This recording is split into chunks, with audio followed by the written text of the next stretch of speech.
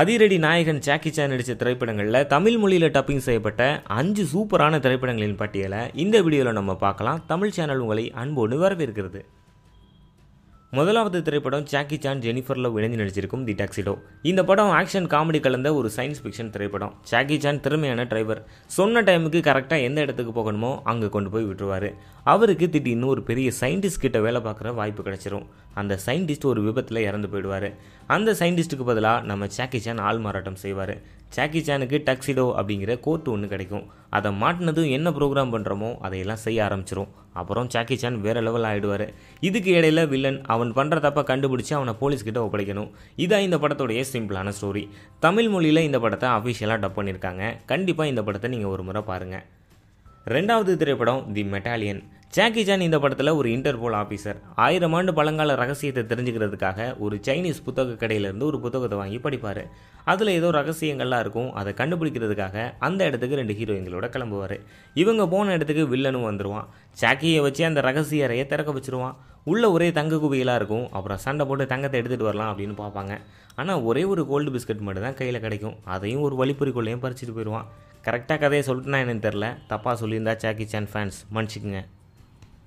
மூணாவது திரைப்படம் தி மித். தெலுங்கில் மாவீரன் அப்படின்னு ஒரு படம் வந்துச்சுல, சேம் கான்செப்ட் தான் இந்த படம். அதாவது ஜாக்கி சானுக்கு கனவு வரும்போது பழைய காலம் மன்னர் கதை வரும். கனவுல நடக்கிற கதைக்கும் அவருடைய வாழ்க்கைக்கும் ஏதோ தொடர்பு இருக்குது அப்படின்னு அவருக்கு தோணும்.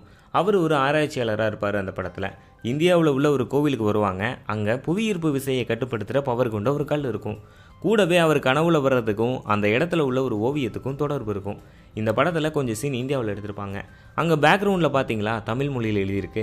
இந்த படத்தையும் தமிழ் மொழியில் டப்பிங் செஞ்சுருக்காங்க. நாலாவது திரைப்படம் வீல்ஸ் ஆன் மீல்ஸ். இந்த படத்தோட கதை என்னென்னா, ஜாக்கி சானும் அவரோட ஃப்ரெண்டும் சேர்ந்து ஒரு வேனில் ஹோட்டல் நடத்திக்கிட்டு இருப்பாங்க. இவங்க கிட்ட இருக்கிற திறமையை வச்சு பயங்கரமாக கடையை ரன் பண்ணிகிட்டு இருப்பாங்க. அப்போது இவங்களுக்கு ஒரு பொண்ணு அறிமுகமாகும்.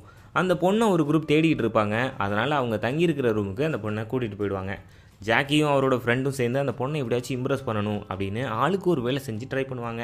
கடைசியாக காலையில் அந்த பொண்ணு வீட்டில் இருக்காதுங்க. பணத்தை எடுத்துகிட்டு ரூமை காலி வந்துட்டு போயிடும். இப்படி முதல்ல ஆரம்பிக்கிற இவங்களுடைய பழக்கம் திடீர்னு நட்பாயிடுவாங்க.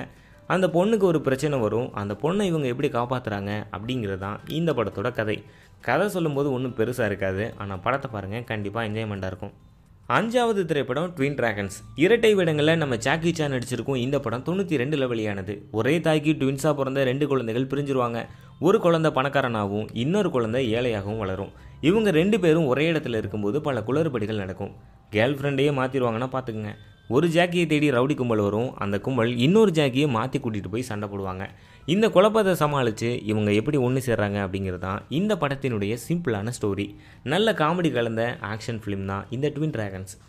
இந்த 5 திரைப்படங்களும் நம்ம தமிழ் மொழியில் டப்பிங் செய்யப்பட்டிருக்கு. நீங்கள் உலக சினிமா லவ்வராக இருந்தால் இந்த 5 படங்களையும் கண்டிப்பாக பாருங்கள். படத்தோட பெயரை போட்டு தேடினாலே கூகுள் ரிசல்ட்டில் தமிழ் வெர்ஷன் கிடைக்குது. நீங்கள் பார்த்து என்ஜாய் பண்ணலாம். இன்னும் நிறைய திரைப்படங்கள் இருக்குது. அதையெல்லாம் இன்னொரு வீடியோவில் பார்க்கலாம். ஒரே வீடியோவில் பார்த்தா போர் அடிச்சிடும். அது வரைக்கும் இணைந்திருங்கள் தமிழ் சேனல்.